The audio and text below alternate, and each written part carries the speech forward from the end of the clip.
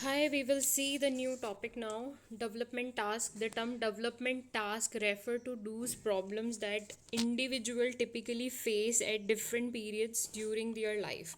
जो development task है इसका मतलब ये है कि ये इसमें वो प्रॉब्लम्स को समझा जाता है जो कोई एक इंडिविजुअल जैसे हम एक इंडिविजुअल होते हैं, टिपिकली हम फेस करते हैं इन प्रॉब्लम्स को पीरियड ऑफ ड्यूरिंग लाइफ, पूरी लाइफ टाइम में जिस प्रॉब्लम्स को हम फेस करते हैं. एन इन्फेंट और a small child must master the complexities of learning to walk, learning to talk, and controlling the elimination of waste production of the body. एक जो बच्चा होता है वो कौन से टास्क को फेस करता है डेवलपमेंट पीरियड में? बेसिकली वो मास्टर करना सीखता है कॉम्प्लेक्सिटीज़ को. कौन सी कॉम्प्लेक्सिटीज़ को मास्टर करता है? वो चलना सीखता है, बात करना सीखता है, कंट्रोल करता है कि कैसे वेस्ट को बाहर निकालना है बॉडी में से. आपने देखा होगा बचपन में बहुत सारे बच्चों को कंट्रोल नहीं होता है और वहीं पे पूप कर देते हैं वो. फिर जब उनको ट्रेन किया जाता है तो वो प्रॉपरली वॉशरूम में जाके पूप करते हैं.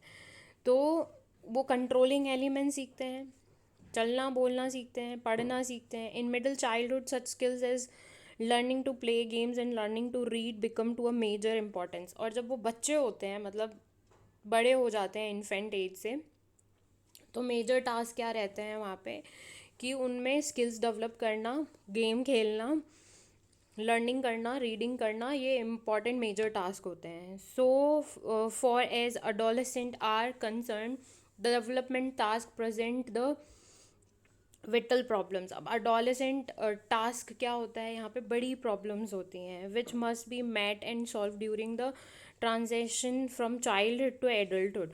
और ये कब सॉल्व कर देनी चाहिए?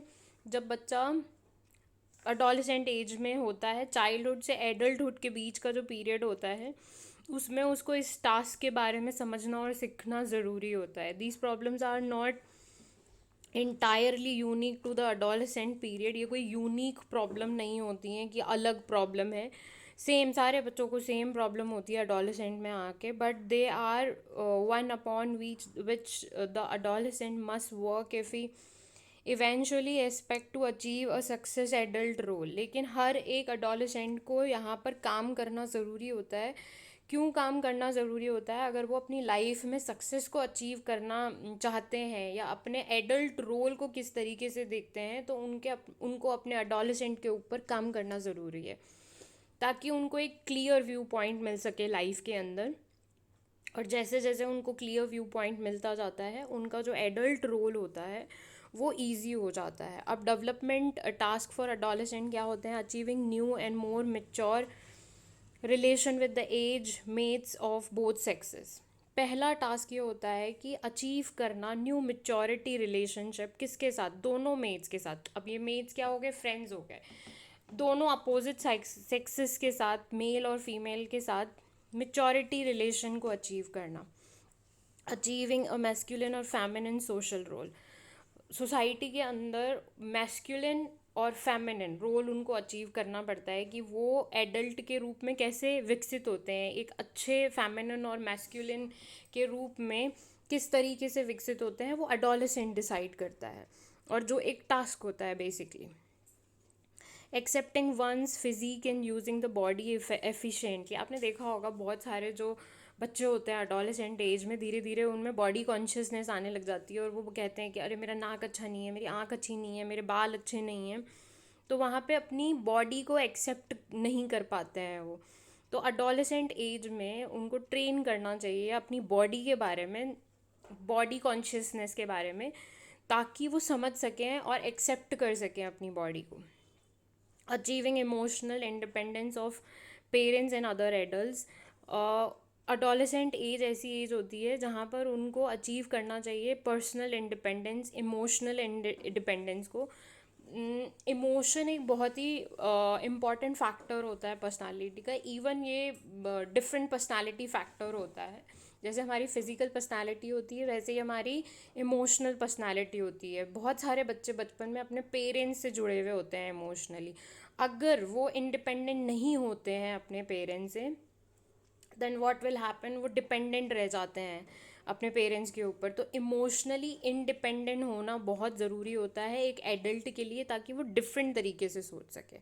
Achieving assurance of economic independence, of course financial education उनको देना ज़रूरी है, कि बिकॉज अब आप एडल्टहुड की तैयारी कर रहे हो, तो फाइनेंस के बारे में नॉलेज, उसको कैसे अचीव करना है फाइनेंस इंडिपेंडेंस को, वो सारी ट्रेनिंग उनको अडोलेसेंट में दी जाती है। Selecting and preparing for a occupation, कि जब वो एडल्ट होंगे तो अडोलेसेंट में वो सेलेक्ट करते हैं कि किस तरीके का ऑक्यूपेशन वो आगे जाके करेंगे। Preparing for marriage and family, adolescent age में ही उनको प्रिपेयर करना चाहिए कि आगे जाके उनको मैरिज भी करनी पड़ेगी, उनकी फैमिली भी होगी, उनकी जिम्मेदारियाँ भी होंगी।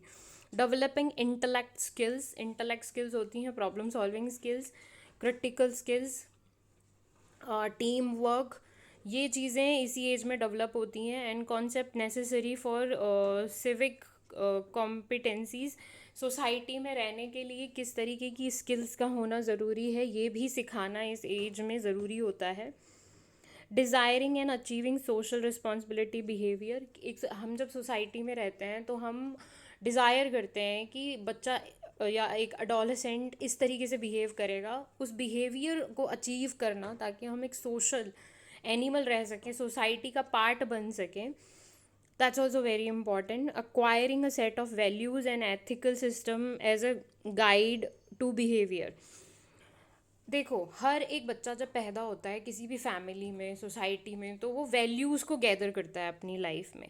वो उसका एक एथिकल सिस्टम तैयार करता है, जिससे उसका बिहेवियर गाइड होता है आगे के लिए। तो आप जिस तरीके की वैल्यूज़ को अपनी लाइफ में लेकर आओगे, तो आपका एथिकल सिस्टम वहाँ से डेवलप होगा और वही आपके बिहेवियर को गाइड करेगा। ये चीज़ डेवलप होती है अडोलेसेंट एज में। ये चीज़ अडोलेसेंट एज में, sorry for this, please ignore it. ये चीज़ अडोलेसेंट एज में ही डेवलप होती है। वैल्यूज़ अगर बच्चा डेवलप कर लेता है तो उसका बिहेवियर उसको आगे की लाइफ के लिए गाइड करता है।